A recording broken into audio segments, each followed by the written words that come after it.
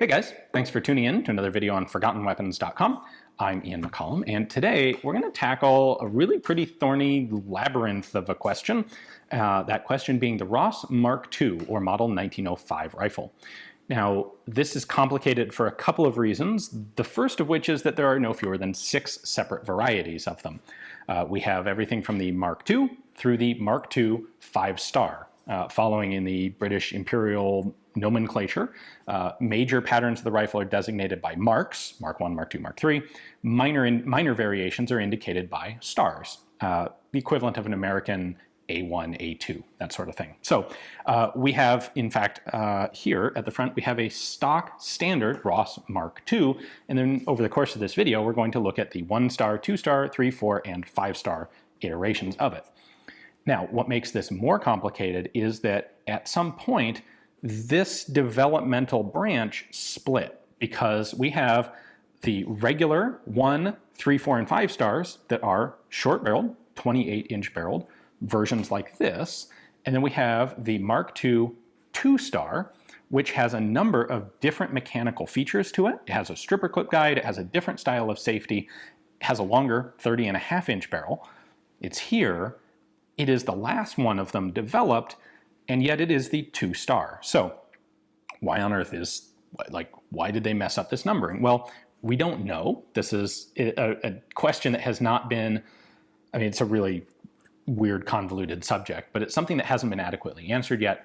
Best hypothesis that I'm aware of is Charles Ross, during this development process, decided to break the rifle into 2 separate development branches. One of them following on what the military was currently contracted to buy, and one of them maybe tweaked to a design that he thought was a little better, that he thought eventually he would be able to convince the military to take. At any rate, before we even start, it's key to understand that the 2-star version is the last one that happened, and it is fundamentally mechanically different from all of the others. So let's start by looking at what we'll call kind of the standard patterns.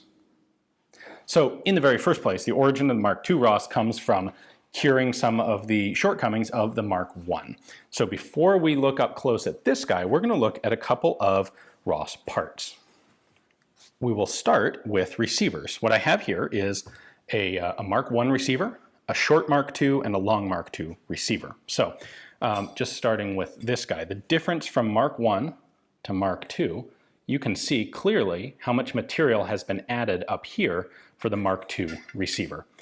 Made it substantially stronger. You can see that the receiver wall has been thickened, this compared to that.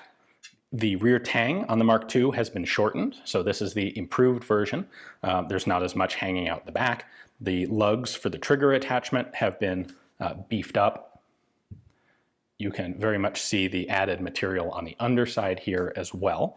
One of the other problems with the Mark I was that it didn't have any primary extraction. So with the Mark II, they kept the same style of bolt, but they cut a cam track, or a cammed angle at the front on the bolt lugs, so that as you start to retract the bolt, you actually get a little bit of primary extraction from the bolt lugs.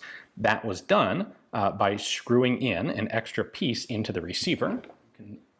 You can see that right here. That's the part that's going to force the bolt lug back as it begins to rotate. And there is no equivalent in our Mark I receiver. In conjunction with that, of course, there had to be a couple changes made to the bolts as well. So this is a Mark I bolt, this is a Mark II bolt. You can clearly see the angled cut on the edge of the bolt lug there for that primary extraction on our Mark II, which is this guy. And to help further, on the Mark I bolt, we have just 2 cam tracks here for the bolt body here to cause the bolt head to rotate.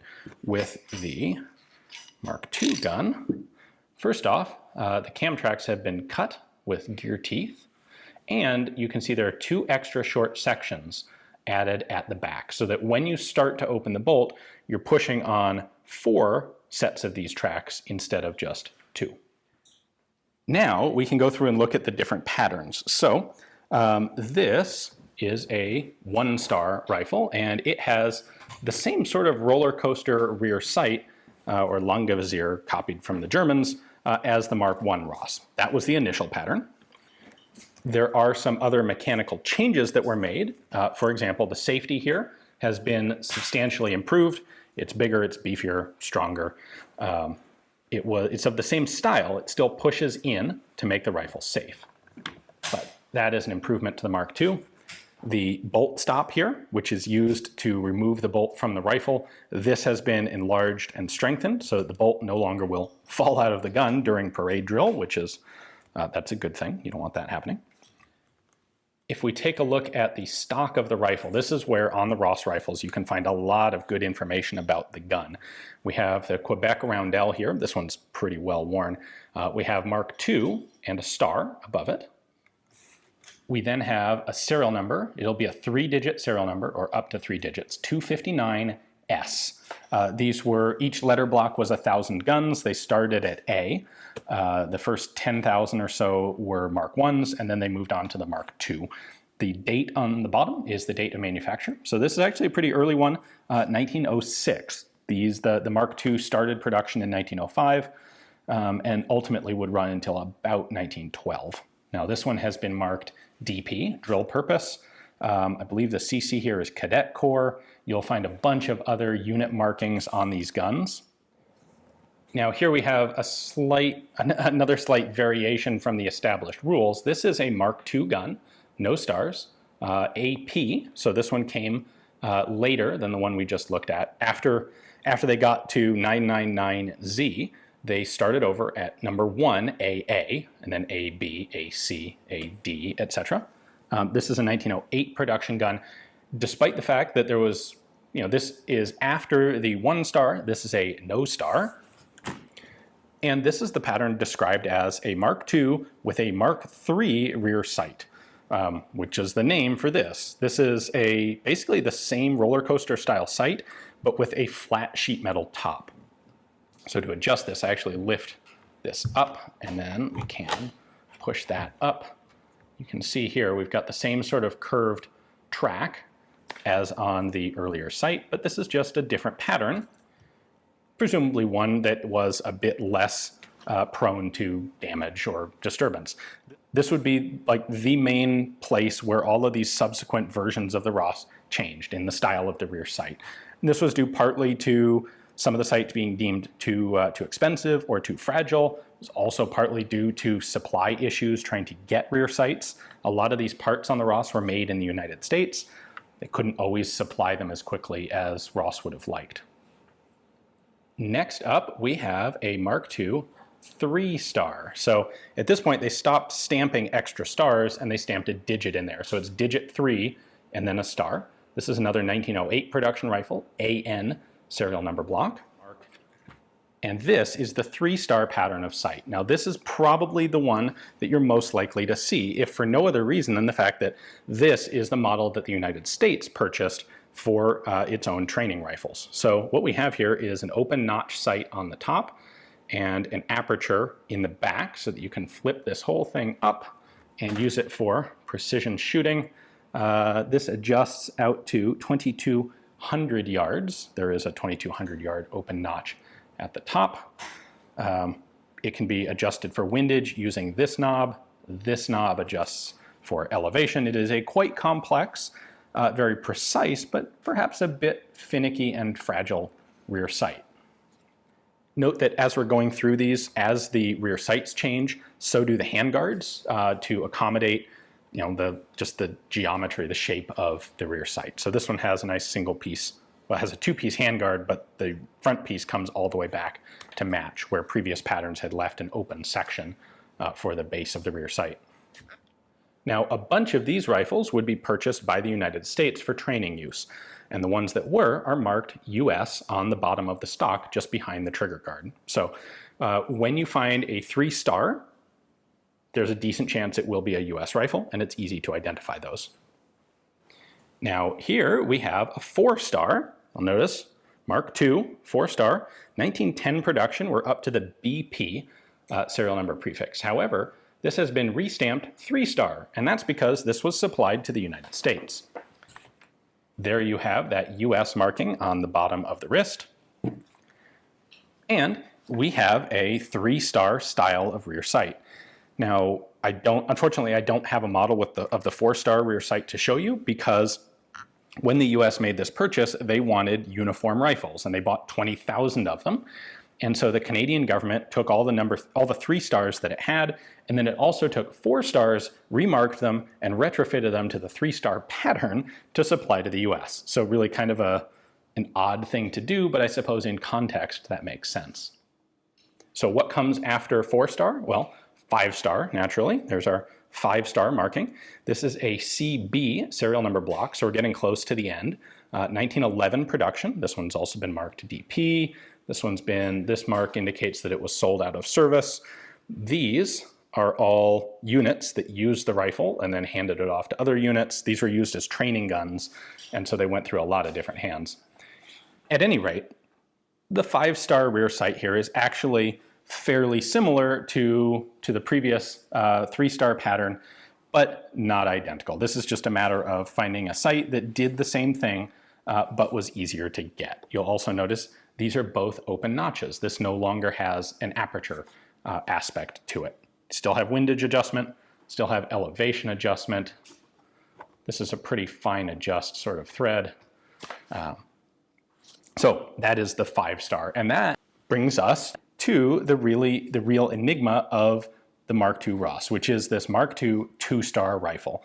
These came after all of the other iterations. The very first production actually was like 1909, but the major batch of them was 1910, 11, 12.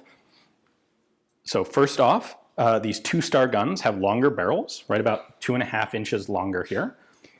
And then you might notice that they have extra rear sights on them. Like, it's got this rear sight, but it's also got this rear sight. The reason for this is that the military was getting concerned about loading, and they wanted to use stripper clips with the Mark II Ross. So Ross added basically a screw-on or bolt-on stripper clip bridge. Where the previous Mark IIs had nothing up here, the Mark II 2-star adds this bolt-on stripper clip guide bridge over the receiver. And of course, if you're going to have a bridge back here, you might as well put an aperture rear sight on it. You can get a lot more sight radius out of this. And so they went ahead and added this as a unit. But a great many of these were built on rifles that had already been built with regular rear sights. Now, there was a contract that was negotiated at one point for another company in Quebec to go through and remove these rear sights.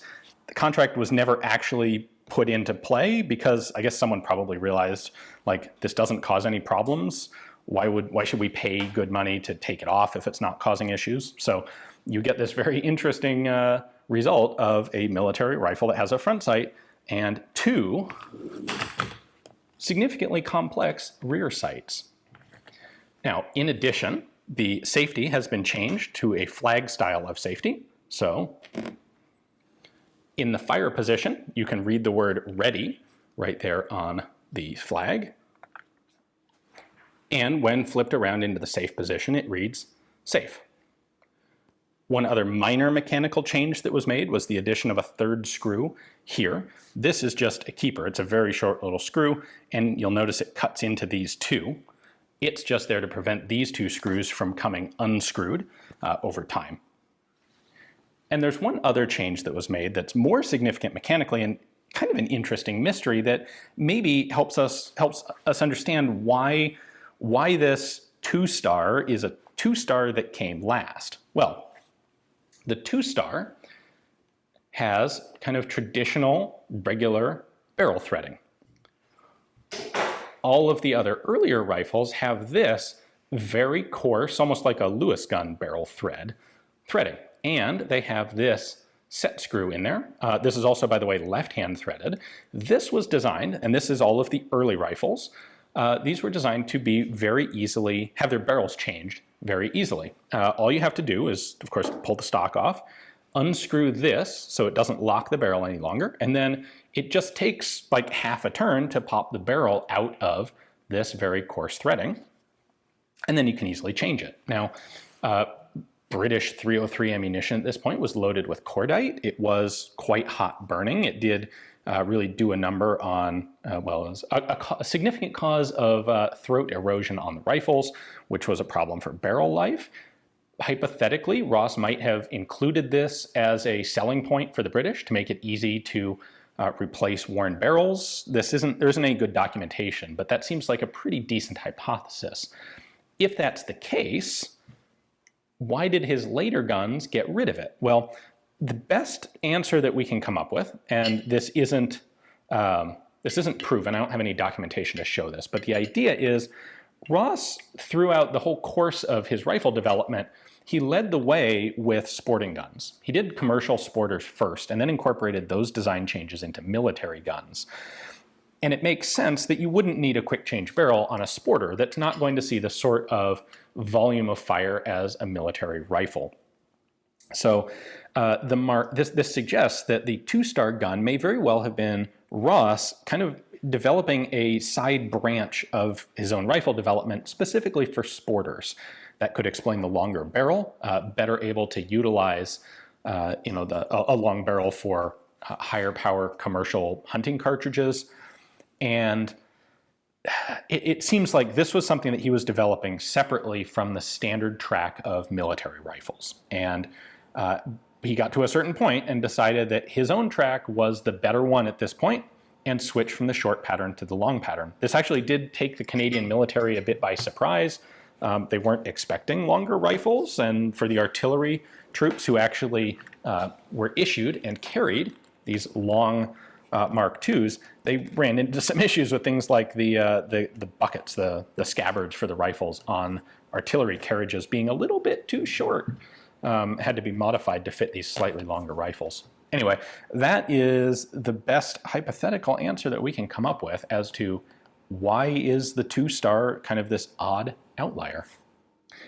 Ultimately, in total, the standard, if we're going to call it that, the short model 1905 Ross rifles, there were 124,000 manufactured, so quite a lot. This comprises about a third of total Ross production overall.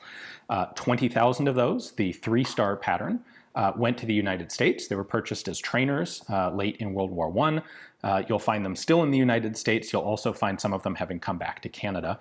Up in Canada, you will also find the other iterations of the short Mark II Ross.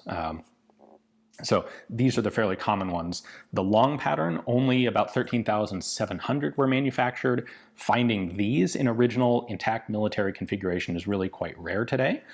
The long Mark IIs did actually see service in World War I. They were used by the Canadian Artillery Corps, and so a lot of them were, in fact, lost in combat, left in Europe, that sort of thing. That contributes to them being quite a bit scarcer than the short patterns.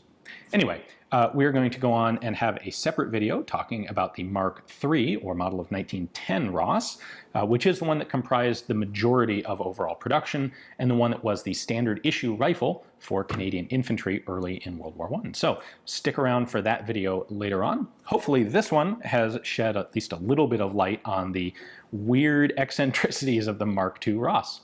Thanks for watching.